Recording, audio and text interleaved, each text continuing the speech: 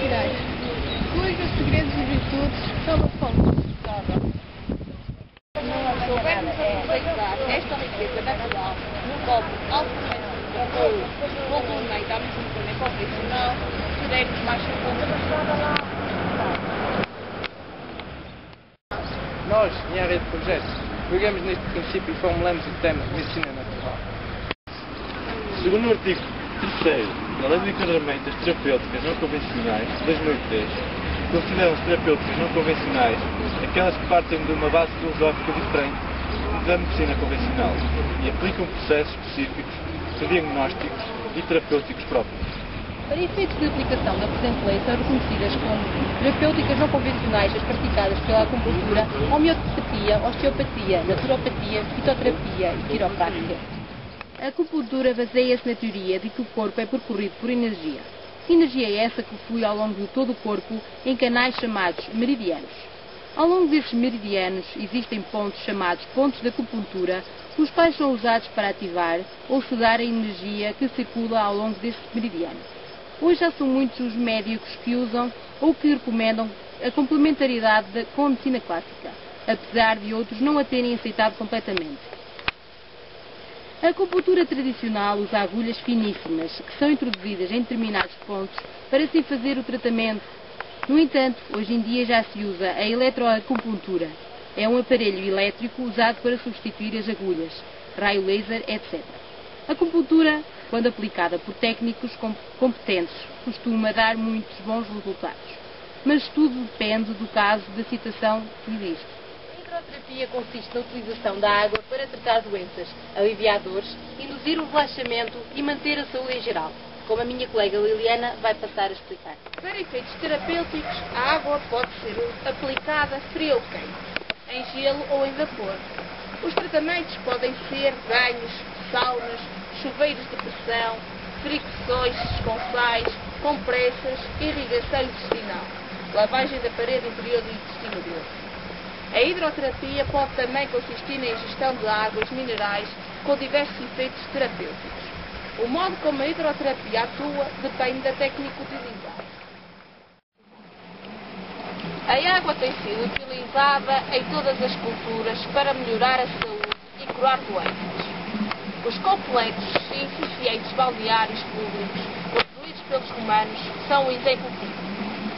Eram habitualmente combinados com ginásios para promover os contactos sociais e o bem-estar físico e mental, alterando o exercício com o descanso. Em Portugal, a eficácia das águas termais, quer sob a forma de banhos, quer ingerida, é reconhecida e receitada pela medicina convencional há muito tempo. Nos últimos anos, a hidroterapia vem ganhando lugar importante na fisioterapia e na medicina de reabilitação. Em São Pedro do Sul temos um dos melhores balneários termais da Europa. A osteopatia é uma ciência terapêutica baseada na biomecânica do corpo. Esta atua através do tratamento manual e natural, uma vez que o corpo possui uma capacidade de cura e de equilíbrio. A função do osteopata é tratar, através das mãos, as disfunções somáticas e estruturais do corpo. A quiropraxia é uma técnica que utiliza apenas as mãos para recuperar e manter a saúde através da libertação dos impulsos nervosos bloqueados em articulações, com dificuldades de movimentação. A sua base está no livre funcionamento do sistema nervoso, responsável por controlar e coordenar todos os tecidos, órgãos e sistemas do corpo humano. A fitoterapia é um método terapêutico que utiliza as plantas, mais exatamente a parte ativa destas. A sua origem é conhecida desde tempo remoto. Como terapêutica empírica tradicional, as plantas foram durante muito tempo o único tratamento posto pela natureza ao serviço do homem. Os medicamentos clássicos e químicos são frequentemente colocados em oposição à fitoterapia. Existe, contudo, lugar para cada um deles no arsenal terapêutico que dispomos hoje em dia. Se, por um lado, é verdade que a farmácia clássica ocupou durante quase um século o lugar de destaque com os excelentes resultados que ela permitiu obter em numerosos domínios, por outro, ela foi pouco a pouco deixando aparecer efeitos secundários indesejáveis, por vezes mesmo nefastos, que incidem hoje em dia à prudência. O papel da fitoterapia é propor tratamentos para manutenção da saúde, cuja ação mais suave ajudará a prevenir as doenças e a tratar os problemas crónicos. Assim, a fitoterapia age em profundidade sem agredir o organismo e estimulando as defesas mais do que se substituir a elas. A eficácia dos medicamentos da fitoterapia assenta antes de mais na escolha das plantas que entram na sua composição e, sobretudo, em saber escolher com a maior precisão qual a parte mais ativa da planta. Como a fitoterapia foi a vertente que nós mais aprofundamos durante estes meses, também agora iremos dar mais ênfase a esta. São numerosas as preparações usadas em fitoterapia, que abrangem as clássicas, também chamadas de tisanas, como a infusão, a maceração e a decocção, e as mais elaboradas como a tintura, o extrato ou os pós, de outras preparadas pela indústria farmacêutica, tais como as cápsulas, os comprimidos e os nebulizados. É de ter em conta que na medicina popular, ainda hoje, as decocções, as infusões e as macerações são, na maior parte dos casos, preparados pelo próprio doente, a partir da planta medicinal ou de misturas de plantas. É por isso importante que estes saibam como preparar estes métodos de uso da fitoterapia. Na tentativa de ajudar a preparar cada um dos três tipos, vamos fornecer algumas informações explicando como se deve proceder à realização de decocções, macerações ou infusões. Para se preparar uma infusão, deita-se a planta em água quente até atingir o ponto de ebulição. Na maioria dos casos é usada uma quantidade de produto na proporção de uma colher de sopa para 150 ml de água, o volume médio de uma chávena. Tapa-se e deixa-se macerar durante 3 a 5 minutos. Depois filtra-se e bebe-se a solução resultante, de preferência ainda quente. A infusão é a técnica mais adequada para elaborar tisanas com as partes mais delicadas das plantas, como é o caso das folhas, das flores e de ramos tenros, pois deles se extrai a quantidade suficiente de substâncias ativas da planta. As infusões podem ser tomadas por via interna ou externa. Para termos uma decocção, deve deitar-se a quantidade pretendida da planta em água quente até atingir o ponto de ebulição.